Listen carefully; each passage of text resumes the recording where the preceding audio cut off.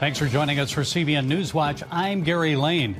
Today, a difficult time in Israel, 2 years after the deadly Hamas attacks, as Israel keeps up its military assault on Gaza.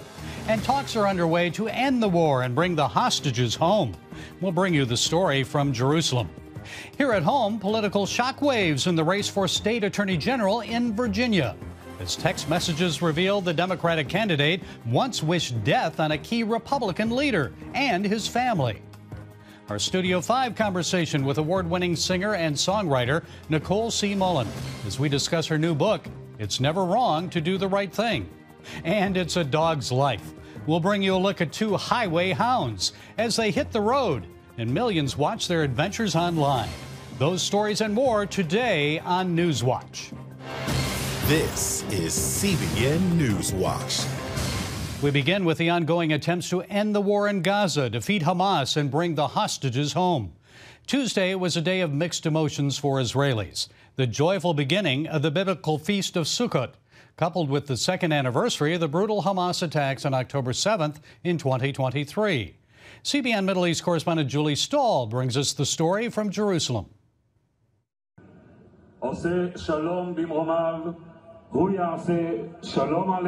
Tens of thousands of Israelis attended the bereaved families' national memorial ceremony, marking the second anniversary of the October 7th attack. The ceremony opened with a moment of silence, followed by speeches from relatives of hostages and bereaved families. I know you're in pain and I can't hug you. I hear you whisper, "Come for me, Mom," and I can't protect you. In Egypt, American mediators Steve Witkoff and Jared Kushner arrived for talks between Hamas and Israel on President Trump's plan to free the hostages and end the war. 48 hostages, 20 of whom are believed to be alive, are still in Gaza. In honor of October 7th, Israeli Prime Minister Benjamin Netanyahu said in a statement, "We are in a time of fateful decisions. We will continue to act to achieve all the aims of the war, return all the hostages, destroy the Hamas regime, and ensure that Gaza no longer poses a threat to Israel.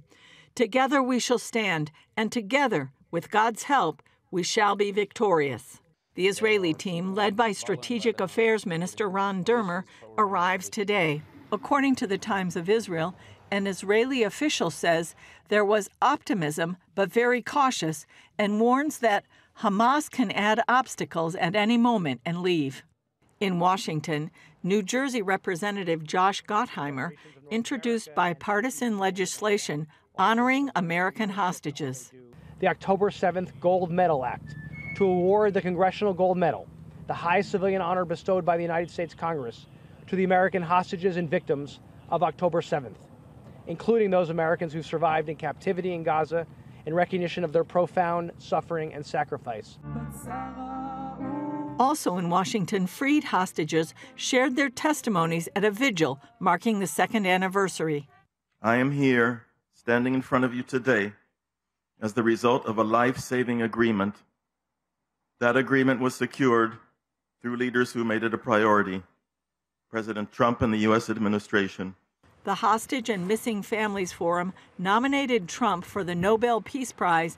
In a letter, the president and his wife Melania thanked them and said, "Please know that we remain steadfastly committed to seeing an end both to the conflict and the wave of anti-Semitism, both at home and abroad." Julie Stahl, CBN News, Jerusalem. Our CBN News Middle East Bureau Chief Chris Mitchell is with us now from Jerusalem. Chris, how much optimism is there in the Israeli government that a satisfactory deal can be reached, that it will end Hamas, free the hostages, and make Israel safe? Well, I think there's some optimism, but I think that's cautious optimism. Gary, I think Julie expressed it well in her story, that Hamas could change things any time. So there is just a lot of hope and prayers about what will happen, but I think a lot of uncertainty as well. There was a recent poll I saw just earlier today, about 62% of those people polled said they weren't sure that these efforts could be actually made to release the hostages, end the war, and defeat Hamas. Hamas seems to be delaying the negotiations, and they're asking for more prisoners, high-profile prisoners as well. So it looks to be like perhaps the next few days are going to determine one way or another if all these negotiators that are heading to Sharm el-Sheikh will succeed. It's not only Jared Kushner and Ron Dermer and Steve Witkoff. We know the Qatari Prime Minister is on his way there. We know that the Turkish intelligence chief is on his way there. So a lot of people are trying to make this happen, but it still remains to be seen what Hamas officials, either those that are outside Gaza or inside Gaza, will determine perhaps the fate of what happens in the near future. How important to the Israeli public is the release of the hostages and the final defeat of Hamas? Well, they've been waiting for this for 2 years, Gary. I think you could say that they're holding their breath to make sure that the hostages, 48 remaining, finally come home. Certainly all the families and relations for those hostages. Probably not everybody here in Israel wants the hostages. They don't want to make sure. They want to make sure as well, and especially those people that have paid another price with sons and daughters that have fallen in combat, to make sure that Hamas is defeated finally, and they don't have an opportunity to rule Gaza after the war is over. So a lot of anticipation, a lot of anxiety, I would say, here in Israel about the fate of those hostages and whether or not they're going to be coming home. Prime Minister Netanyahu said a few days ago he hoped they would come home during the Feast of Sukkot, as you mentioned, the Feast of Tabernacles, which started Monday night, last 7 days. It's supposed to be a day of celebration, but you have a commemoration yesterday, you have celebration, and a lot of anticipation to how these talks go in Sharm el-Sheikh. Chris, you mentioned the release of prisoners. So what else does Hamas want in return for freeing those remaining hostages? Well, I said, as these high-profile prisoners, a man like Marwan Barghouti, convicted of 5 murders during the Second Intifada, and other high-profile terrorists. That's what Hamas is demanding. And I think the other 2 major demands, Gary, are the end of the war and the withdrawal of all the IDF forces out of Gaza. And those 2, part of them have been in the plan that once the hostages will be released, the IDF will go back to what's called the yellow line, and then eventually they will have security control over part of Gaza, but withdrawing completely seems to be a non-starter. So this could become a couple of the issues that could snag negotiations there in Sharm el-Sheikh and make things much more difficult. And it remains to be seen how long the patience of President Trump will last, even though everybody right now is sending positive signals coming out of the negotiations. And the people of Gaza, how do they feel now about Hamas? Well, we're hearing reports, Gary. They feel betrayed. They're questioning, was this worth it? They're ending up with their lives devastated, Gaza devastated, while the IDF has tried to destroy all this terrorist infrastructure that Hamas has built up for 17 years. And so many of them are wondering, was it all worth it? Hamas had been talking to them and indoctrinating them for 17 years. That this is part of the sacrifice for the Palestinian cause. But I think many people right now are calling Hamas liars and feel betrayed. They're doing this covertly. They're not necessarily telling their names because Hamas still does control many of the people there in Gaza, and any retribution would be swift if they find out if they're talking against Hamas itself. Yesterday, we heard about the importance of Christian support for Israel since the October 7th attacks. What's been your observation of the significance of evangelicals standing behind Israel, Chris? Well, we talked to many Israeli officials here in Jerusalem the other day, the mayor, the former deputy mayor, a Knesset member, and all saying that evangelical support is invaluable to Israel, especially at this time, and especially as global anti-Semitism has just exploded. There's a haunting question that I heard just the other day, Gary, where one Jew said, "We know that you love us, but will you hide us?" And they're getting to the point where they feel that anti-Semitism may be so threatening that they may need the help of Christians to hide them, just like Corrie ten Boom and others did during World War II from the Nazis. Okay, our CBN News Middle East Bureau Chief Chris Mitchell. Thank you, Chris, for your insights. We look forward to hearing from you again in the days ahead. Coming up, a shocking revelation in this election season about a Democratic candidate for a top office here in the state of Virginia. We'll hear what he wrote about a leading Republican and the political fallout against him when we come back.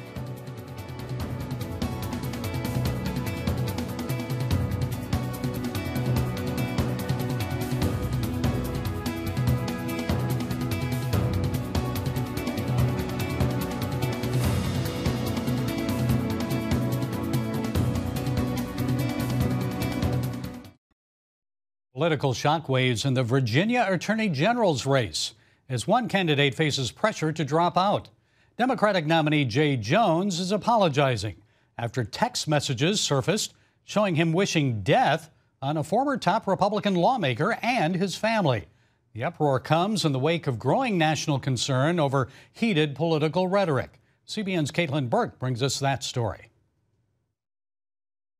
The text messages have thrust an already tight race into the national spotlight. While Jay Jones admits his words were wrong, he still plans to stay in the race. That language has no place in our discourse, and I am so remorseful for what happened.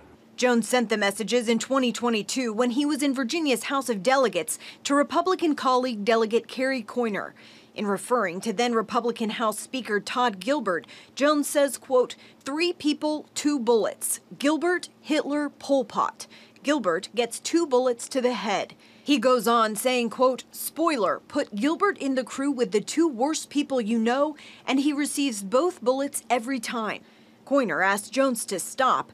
He then later called her to further explain his reasoning, at one point suggesting that Gilbert's wife, Jennifer Wishon, should watch her 2 young children die in her arms so that Gilbert might reconsider his political views. Coyner then hung up on Jones. He again began texting, and when she pushed back, he responded, quote, I mean, do I think Todd and Jennifer are evil and that they're breeding little fascists? Yes. This is demented. And here we have the Democrat candidate running for Attorney General, the top cop in Virginia, wishing not only that he had 2 bullets to put in a guy's head, but then he wishes death on his children. And Todd Gilbert has small kids. Republicans, including Virginia Governor Glenn Youngkin and President Donald Trump, are calling for Jones to leave the race. Within his own party, condemnation is growing, although so far Democrats have stopped short of asking him to withdraw. Democratic gubernatorial nominee Abigail Spanberger released this statement saying, quote, I spoke frankly with Jay about my disgust with what he said and texted. I made clear to Jay that he must fully take responsibility for his words. She went on to say, quote, as the next governor of our Commonwealth, I will always condemn violent language in our politics. Editor and publisher of Inside Elections, Nathan Gonzalez, a CBN News contributor, says the Virginia election is critical for Democrats. This is the first opportunity that Democrats have to try to regain some ground that they lost in 2024. So this isn't just a normal race for state attorney general. While Gonzalez says this issue could affect the entire Democrat ticket, he adds the election would allow Virginia voters to be the final voice on whether Jones is qualified to serve. 2 things can be true at the same time, that there are voters who condemn what Jay Jones texted, but also believe that other things are a higher priority, including which party is in control of government. As Virginians head to the polls next month, this race is now about more than policy. It's about character and the consequences of words. With the temperature of American politics at a boiling point, the question is, how many more warning signs will it take before both sides cool down the rhetoric? Caitlin Burke, CBN News, Washington. Still ahead, our Studio 5 conversation with the famous singer and songwriter Nicole C. Mullen. And now she's written a new book called It's Never Wrong to Do the Right Thing. We'll hear from her more, and on that, coming up.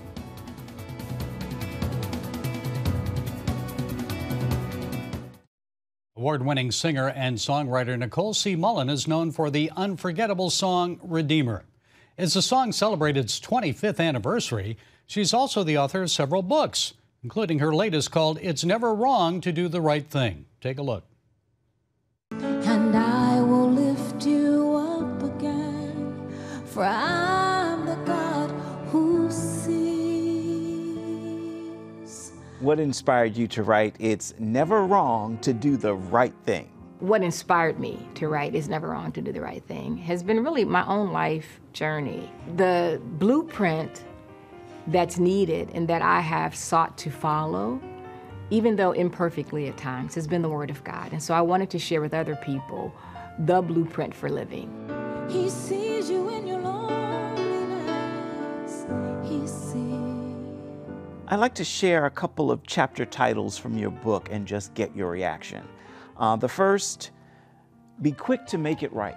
Ooh, that one reminds me of Abigail. When God gives us something to do, we have to be quick to do the right thing. And Abigail, she was faced with a dangerous situation. Abigail had to assess the situation and say, now, if this is contrary to what the Lord approves of, then even though she didn't say these words, she still made this decision. She had to say, okay, now what do I do for the safety of my home? And so I want to be like Abigail, who, when the times call for it, I want to be able to courageously stand up, make the right decision, be able to think quickly so that I can execute and have the benefits and the rewards that the Lord has on the other side, just like Abigail.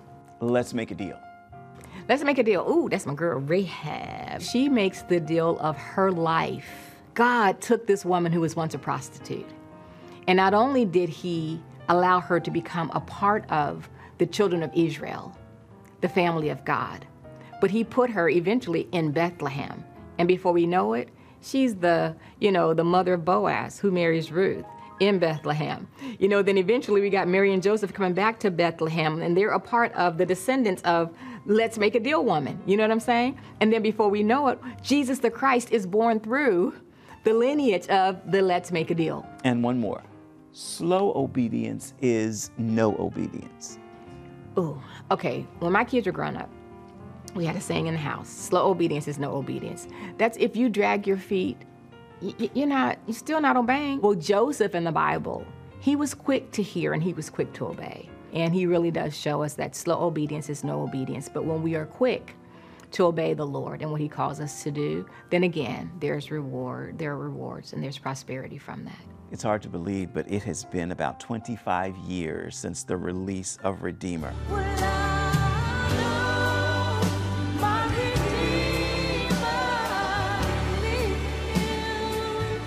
What was life like for Nicole C. Mullen then versus now, especially when it comes to doing the right thing in tough moments? Wow, I have learned so much over the years, and I will say the staple, there are really like 3 things I was thinking about that I have taken away from even singing Redeemer, which was written in the midst of a night season. Number 1 is Jesus is Lord. He is still Lord. He has the highest supremacy over everything. And he is true to his word. He shows up. And then the other thing is that I know my Redeemer lives. My Redeemer, he lives. Jesus is Lord, my Redeemer lives. And then number 3 that I can say honestly, it's never wrong to do the right thing. And I found that when I lean on the power of the Holy Spirit that God has invested in me, then it makes my decision a lot easier.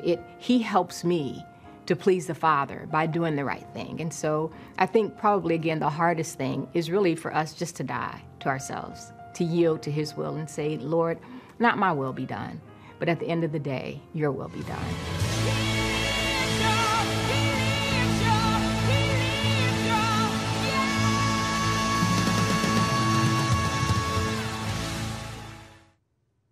Nicole's book, It's Never Wrong to Do the Right Thing, is available wherever you purchase your written material.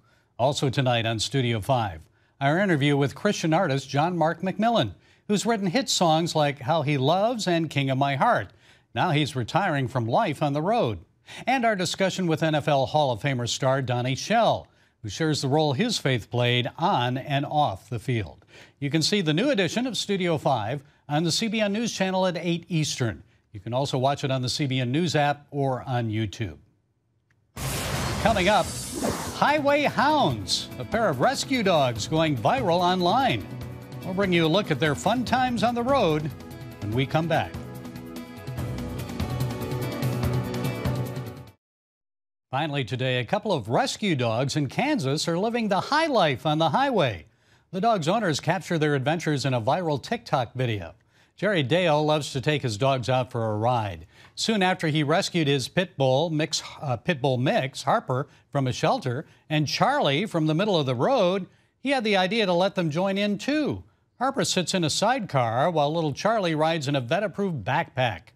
Both dogs sporting what Jerry calls doggles. Charlie even knows when he can finally take them off. A special talent captured in a video that has picked up more than 20 million views. All right, now you can take them off. Good job. Millions of people around the world love tuning into Jerry's TikTok videos for the trio's adventures around Kansas. Well, that's it for this edition of CBN News Watch. Remember, you can find more of our CBN News programs on the CBN News channel anytime or online with cbnnews.com. Thank you for joining us. Hope you have a great day.